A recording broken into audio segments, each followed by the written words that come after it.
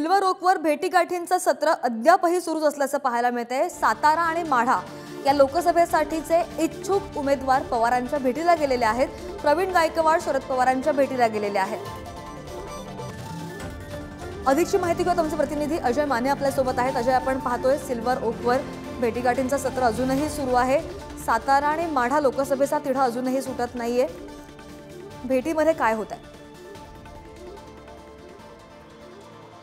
आपण जर पाहिलं तर सातारा आणि माढा या जागांचा या दोन्ही जागा ज्या आहेत त्या शरद पवार यांच्या राष्ट्रवादीला महाविकास आघाडीमधून आलेल्या आहेत वाट्याला। पण या जागेवर नेमका उमेदवार कोण याची निश्चिती जी आहे ती अद्याप आलेली नाही आणि त्यासाठी अनेक भेटीगाठींचं चर्चासत्र जे आहे ते शरद पवार यांच्या निवासस्थानी म्हणजे सिल्वर ओक या निवासस्थानी सुरू असलेलं आपल्याला पाहायला मिळत आहे। त्यातच आता बाबासाहेब देशमुख यांनी जे ती त्यांच्या बंधूंसाठी म्हणजे अनिकेत देशमुख यांच्या उमेदवारीसाठी माढातून त्यांना उमेदवारी मिळावी म्हणून जी आहे ती शरद पवारांची भेट घेतलेली आहे। तर दुसरीकडे प्रवीण गायकवाड जे संभाजी ब्रिगेडचे प्रदेशाध्यक्ष आहेत यांनी पुन्हा एकदा शरद पवार यांची भेट जी ती घेतली होती। या आधी शरद पवारांची भेट त्यांनी 2 दिवसाआधी दिल्लीत घेतली होती। दिल्लीतही त्यांनी त्यांचा प्रस्ताव मांडला होता की मला माढातून लोकसभा निवडणूक लढवायची आहे अशी इच्छुकता जी आहे त्यांनी ती पवार साहेबांसोबत किंवा शरद पवारांसोबत मांडली होती असंही त्यांनी म्हटलं होतं। आणि त्यानंतर ते पुन्हा एकदा आज दुपारच्या वेळेस जे ते शरद पवार यांच्या सिल्वर ओक या निवासस्थानी दाखल झाले होते आणि त्यांनी पुन्हा एकदा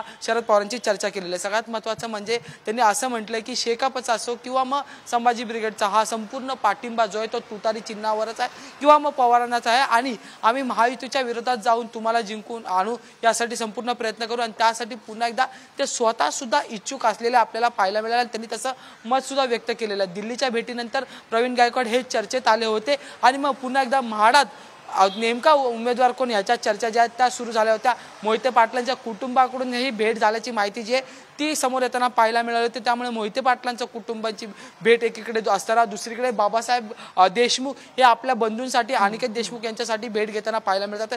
तर तिसरीकडे प्रवीण गायकवाड स्वतःच आपल्या उमेदवारीसाठी सिल्वर ओकला दाखल झालेले पाहायला मिळाले। त्यामुळे आता नेमका माढा किंवा मग सातारा या लोकसभेच्या राष्ट्रवादीच्या शरद पवारांच्या राष्ट्रवादीच्या वाटेला आलेल्या जागेवर नेमकी कोणाची वर्णी लागणार हे पाहणं महत्त्वाचं ठरणार आहे। पण प्रत्येक उमेदवार ज्यावेळी शरद पवारांना भेटून बाहेर येत होते त्यावेळी मोठ्या आश्वासनाने किंवा विश्वासाने म्हणतोय की ही जागा आमच्याकडे येण्याची शक्यता आहे। जरी जागा आमच्या पदरात नाही आली, आमची वर्णी नाही लागली तरी त्या ठिकाणी आम्ही तुतारीचाच प्रचार आणि प्रसार करू आणि त्या ठिकाणी तुतारीवर उभं राहिलेला उमेदवारालाच आम्ही लढू आणि जिंकून असा विश्वास सुद्धा दर्शवला जातो। त्यामुळे आता माढाची आणि साताऱ्याची लोकसभेची जागा जी आहे ती चुरचुरी होताना पाहायला मिळते आणि त्याच्यातच आता नेमकी ही जागा कुणाच्या वाटेला लागणार हे पाहणं औत्सुक्याचं असणार आहे। बरोबर।